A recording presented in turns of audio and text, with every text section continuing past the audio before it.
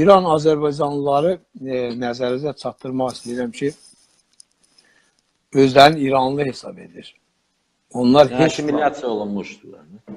Yox, asimilyasiya deyil o. Vətənləri İrandır da. Nə asimilyasiya? Mən başa düşə bilmirəm. Asimilyasiya nədir? Bu 5000 ildir o torpaqda yaşayırlar. Onun da adı bugün İrandır da. Asimilyasiya yoxdur orada. Hardan biz tapmışsınız bu asimilyasiyanı? Yoxdur orada asimilyasiya. Bu onun vətəni İrandır. Bu həqiqətdir. Bizi prosto Rusiya işğal edibdi. Olmuşuq Rusun tərkibində.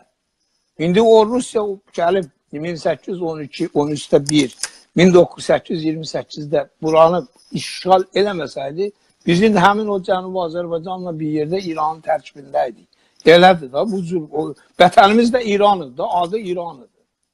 Ona görə bu elə deyil, asimilyasiyadan söhbət getmir.